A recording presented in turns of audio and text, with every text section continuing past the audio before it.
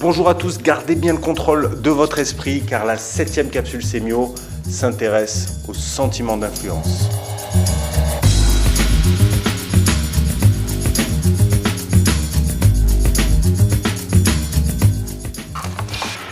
Alors les sentiments d'influence, c'est toute une série de symptômes qui concernent les troubles entre le moi et le monde extérieur. Et on retrouve dans cette famille des symptômes comme les sentiments de dépersonnalisation, que j'ai déjà traité dans une capsule précédente. Le symptôme de dépersonnalisation est caractérisé par le fait de se sentir étranger à soi-même, mais également tout ce qui concerne les sentiments d'influence.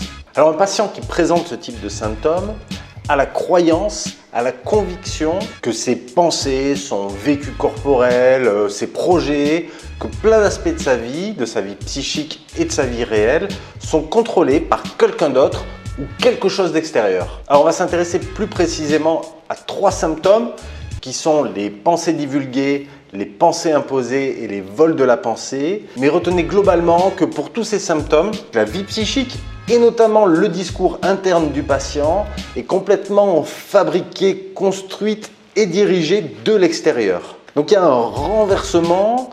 Le patient n'est plus sujet de sa vie, mais il est l'objet d'une volonté extérieure qui bien souvent s'avérera malveillante. Alors, par exemple, certains patients se vivent comme dans l'obligation de faire certains actes, de crier ou d'agresser quelqu'un. Ils sont comme des marionnettes dirigées par des entités ou des forces extérieures. Alors, on va s'arrêter d'abord sur les pensées divulguées. Alors, pour ce symptôme, le patient a la croyance que, par exemple, lorsqu'il rentre dans une pièce, les personnes ou une partie d'entre elles peuvent lire dans son esprit. Ces pensées ne lui appartiennent plus, mais sont à disposition de tout ou partie des personnes avec qui il est en relation. Entendons-nous bien, il s'agit de la croyance, de la conviction que d'autres peuvent lire en lui comme dans un livre ouvert.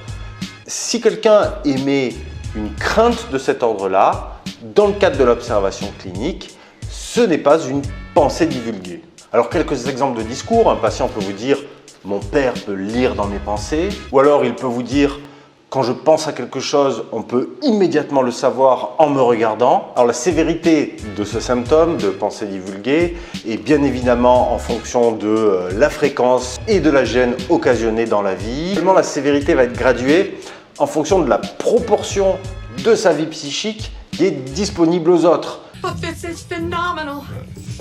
You can hear inside my head.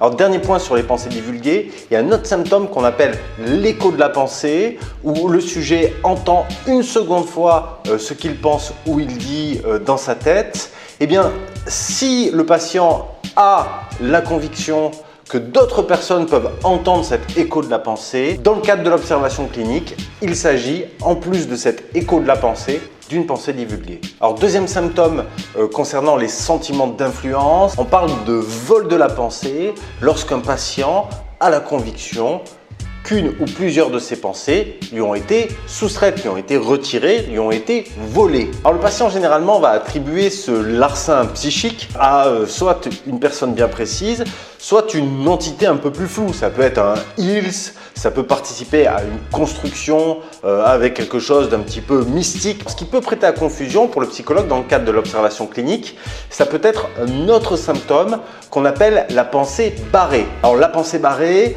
c'est par exemple alors qu'un patient a un discours plutôt fluide et sans trop de retenue, eh bien il est soudainement et brutalement stoppé. Il y a un arrêt dans le cours de sa pensée et il ne peut pas enchaîner. Alors soit il va s'arrêter brutalement et ne plus rien dire, soit il va passer du coq à l'âne sur autre chose. Pour l'observateur, c'est souvent un questionnement entre le vol de la pensée et la pensée barrée, alors qu'on se situe dans 2 familles de symptômes bien distinctes. Dans le cadre de la pensée barrée, c'est un trouble du cours de la pensée, alors qu'on se situe dans la problématique moi-environnement des sentiments influence lorsqu'il s'agit de vol de la pensée. Alors, dernier symptôme qu'on va étudier dans le cadre des sentiments d'influence, ce sont les pensées imposées. Alors ici, pour le patient, les croyances, ses représentations, ses pensées ou même d'autres aspects de sa vie psychique sont imposé par une personne ou une entité extérieure.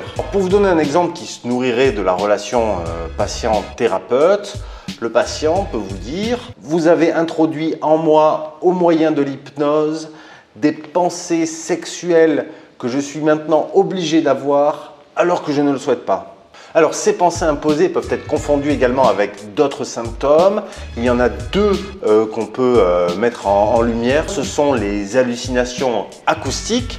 Donc, avoir des hallucinations n'est pas la même chose que d'avoir des pensées imposées.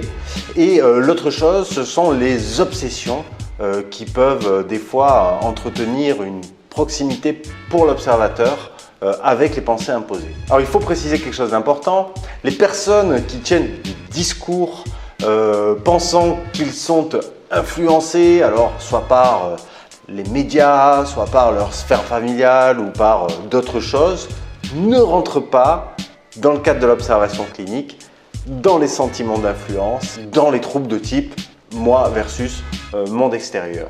Voilà pour cette capsule Semio sur les sentiments d'influence. On se trouve très rapidement pour une prochaine capsule liée à l'observation clinique et d'autres vidéos sur le comptogreffe auxquelles je vous propose de vous abonner maintenant.